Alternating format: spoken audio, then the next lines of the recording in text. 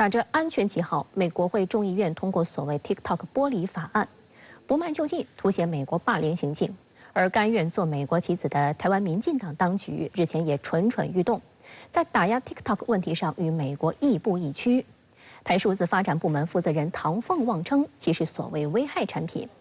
而此前，民进党当局就曾以所谓遏制选举错假信息为借口，建议全面禁止 TikTok。上周，美国众议院以352票赞成、65票反对的结果，通过了 TikTok 剥离法案，要求中国公司字节跳动在半年左右的时间剥离 TikTok， 否则该应用程序将被强制下架。按照程序 ，TikTok 剥离法案目前进入参议院进行审理。美国参议院商务委员会主席玛利亚·坎特维尔20号表示，在议员们听取了美国国家情报和司法部官员的闭门简报后，他正在考虑就这一法案举行公开听证会，但没有透露下一步行动的确切时间表。需要指出的是，相较众议院，参议院议员会考虑更多的法律问题。路透社披露，因为害怕参议院对法案踩刹车，美国安高官近日集体动身游说。不过，《华尔街日报》分析称，无论是这项法案还是类似法案，在11月份大选前都不会在参议院获批。深圳卫视注意到 ，TikTok 剥离法案目前在美国各大社交平台霸榜。美国有线电视新闻网称，拥有1.7亿用户的 TikTok 的命运已成为华盛顿的一个重大问题。美国国会议员们接到了大量来自 TikTok 用户的电话，他们愤怒地反对剥离法案。美国哥伦比亚大学教授、知名经济学家杰弗里·萨克斯在参加一档英国节目时，对于美国众议院以所谓监控美国为由，火速通过涉 TikTok 法案，露出哭笑不得的表情，直呼荒谬。I think it's absurd. I think we're in the middle of, because I think we're in the middle of a very typical American paranoid phase. This is a country that knows very little about, where the political class, let me say, knows very little about anything. I know a lot of these congressmen, they're not very intelligent. They don't know anything about China. Most of them have never been to China. And we are stirring up, again, a kind of hatred that has absolutely no basis, in my view. Who is most likely to spy on me? By the way, my own government, by far. 关于 TikTok 法案，萨克斯直言不讳地指出，美国又在煽动一种毫无根据的仇恨。面对主持人的质疑，萨克斯一连强调4遍，他不认同中国对美国国安构成威胁的说法。Not at all. Really? Not at all. Not at all. Not at all. Yeah, because I don't think China's about to invade the United States or do damage to us. I have been going to China for 43 years now, and most of the time, several times a year, and I have studied and written about Chinese history, Chinese economic history. I have taught many Chinese students. I have been engaged in many research programs. Do I find China a threat to the United States? No, not at all. 在美国民意沸腾之际，有关如何对待 TikTok， 台湾民进党当局却在美国身后亦步亦趋。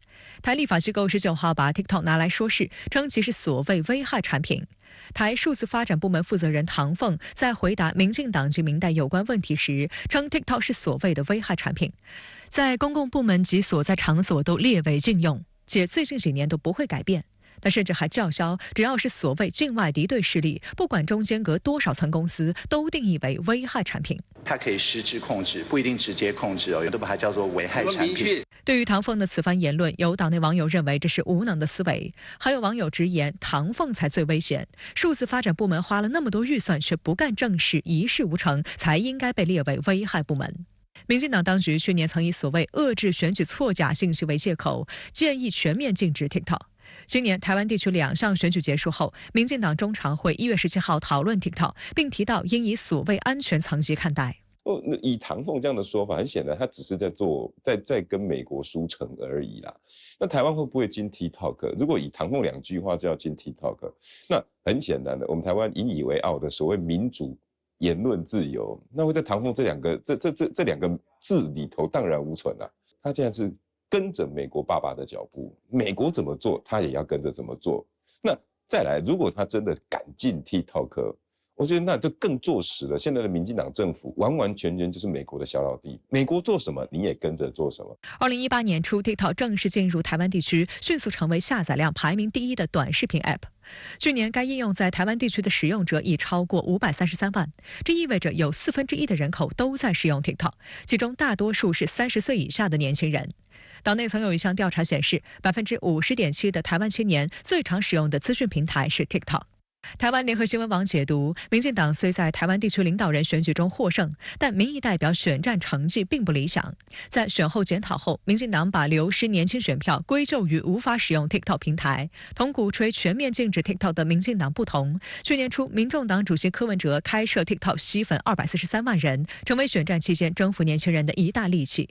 民进党人士也坦诚，民众党在短视频市场占先机，对年轻人的宣传效果显而易见。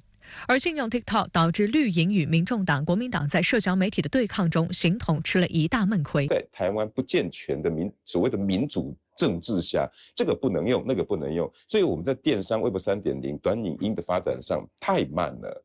这次再把 TikTok 禁掉，受伤的恐怕会是台湾自己本身啊！你在 Web 3.0 的趋势浪潮下面，你如果抓不到这次机会，你很可能台湾的电商模式会远远被人家抛在后面。越南国会常务委员会21号发布通知，宣布由国家副主席武氏应春出任国家代主席，直至国会选举产生新的国家主席。这是武氏应春第2次被任命担任越南国家代主席。此前一天，越南共产党第13届中央委员会当天召开会议，同意武文赏辞去越共中央政治局委员和越南国家主席职务。最近2年，越南政坛为何频繁出现高层人事变动？下一位越南国家主席又会是谁？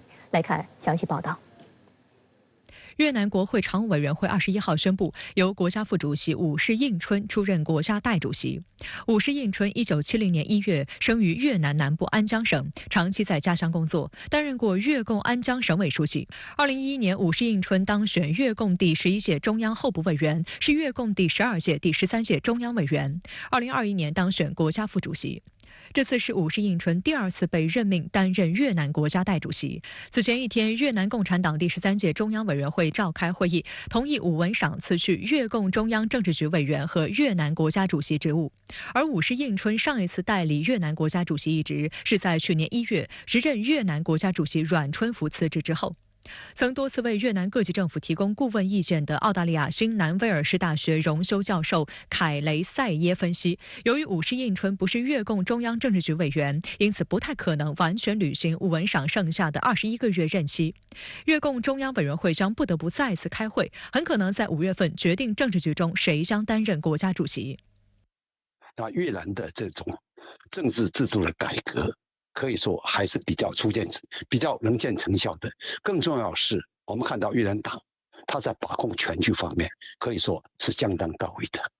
那么至于以后谁来当正式接任国家主席，对越南整个大局，它的影响并不大。据越通社报道，当地时间21号上午，越南国会召开第15届第6次临时会议，无记名投票表决通过了解除武文赏越南国家主席职务的决议。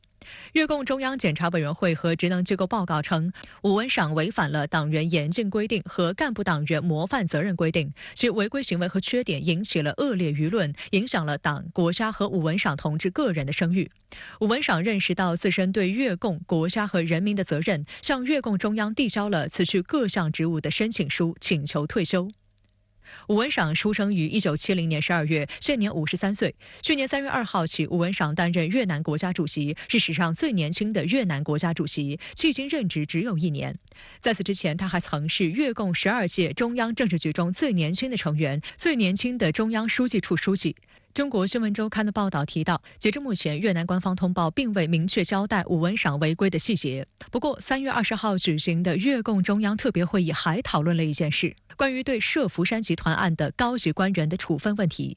而就在本月初，武文赏的2位老部下因涉该案被警方带走。公开资料显示，福山集团本是越南一家区县级经营的小公司，但在2010年之后，突然从北到南拿下一系列1000亿级越南盾的市政建设、房产开发大工程。不过，福山集团的增长神话近期被越南公安部反腐败调查人员揭开，这是一系列行贿受贿操作下黑箱运作、偷逃税款、瞒报资产、拖延工期的结果。各地政府和开发商共同享受国家资金和公共资源。用越南公安部发言人的话说，福山集团及卷入其中的各级官员侵犯了国家和人民的利益。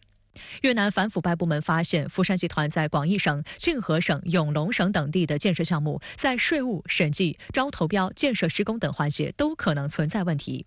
福山集团案还牵扯出一系列越南落马官员，其中就包括邓文明和高科这2位广义省现任和前任省长，他们是武文赏2011年至2014年担任广义省委书记时的同事。